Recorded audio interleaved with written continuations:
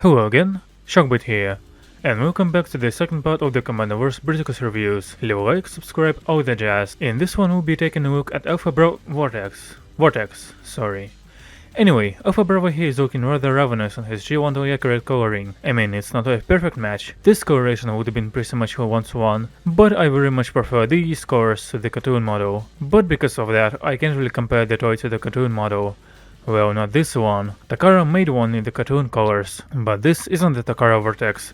So, I must say, I never really noticed this before writing the script, but this mode's torso is literally just a helicopter with some torso detailing on the bottom. I can't unsee it, and it's so uncanny now. And the sudden step between the torso and the hips doesn't help it either. The torso just stops, and all you're left with is his paper thin dick. And oh boy, there's a shit ton of kibble on him. His legs have kibble, his back has kibble, his arms technically have kibble, yet somehow all this mess doesn't seem like one? You do not mess with someone who has missiles on their forearms.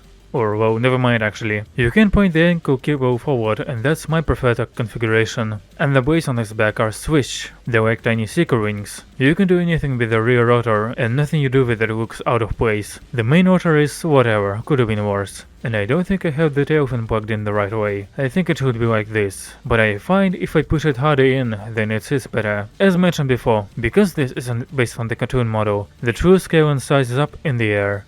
And since it's Alpha Bravo, I don't think you can pinpoint if his proportions are exact. For articulation you get a blue-jointed head. Well, on the original at least. No idea why they decided to swap it out for a simple swivel joint on the KO, but I ain't counting it. The arms are on ball joints, and for some reason Hasbro screwed the ball joints in. So if the screw comes loose, then the whole arm comes loose as well. What a dumb fucking super design. Bicep swivel, elbow band, nothing at the wrist, waist swivel, ball jointed hips, thigh swivel, knee bend, and you can point the toes down. But what good does this do for you? 15 points this has. Not the most possible, but the most standard. For accessories you get not this handfoot gun. For some reason this got Blastoff's handfoot gun. Only you also get a rifle, finally an actual gun. No stories about who gives a fuck about storage. Alright, the arm mode is finally an arm mode and not a white fart. Holds together nicely, looks nicely. You can forge a rotor shield if you must. Not quite sure what to do with his arms. Everyone has them different ways, myself included. For the longest time I had them in this configuration, but nowadays I think I prefer this one instead. Doesn't cover up the real fins with the Decepticon insignia at the very least. I don't think the shin mouse works quite as good though. For one, the main rotor blades are even more annoying. But it works, so moving on to the helicopter mode. And it's one long son of a bitch, and it might look off because normal helicopters aren't usually this long, but this isn't a normal helicopter. It's a weird mix of a rescue helicopter, like a Super Puma, and an attack helicopter, like K-50, so is it really wrong to be this long?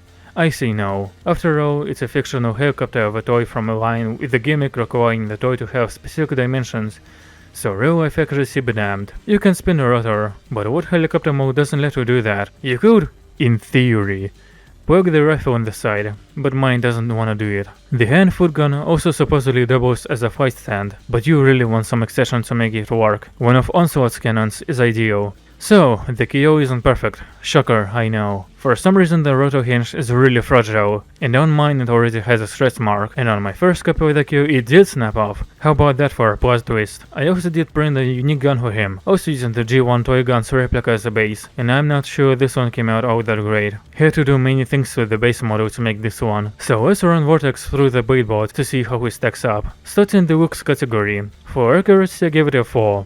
It's hard to pinpoint what it's accurate to. Can be the cartoon model because it's based on the G1 toy colors. Can be the Earthrise design because it came after the toy. So I guess I did W? And yeah, barring some color differences, and the toy having forearm missiles, yeah, it's pretty spot on. For robot mode I give it a 3. While it doesn't have girl initials unlike Brawl, it's also pretty unremarkable, gibbly and weird. For out mode it's another 4. The arms, while are just out there in the open, don't look all that out of place. And it's a pretty unified sausage overall. Play category next. Articulation is a 3. Pretty unremarkable, box standard, nothing to discuss. And unlike Bro, it doesn't fuck itself over by having wide shoulders. Transformation is a 2. Not particularly complex or interesting. Game mix is 5. Why? Scramble City. In total it's 21. And I somehow managed to fail 9.10 myself and gave Bro 18 instead of 19. Math wasn't my thing. And of course it's better than Bro. is really a surprise. So, I guess that's it for this review. Tune in next time for Swindle. Goodbye.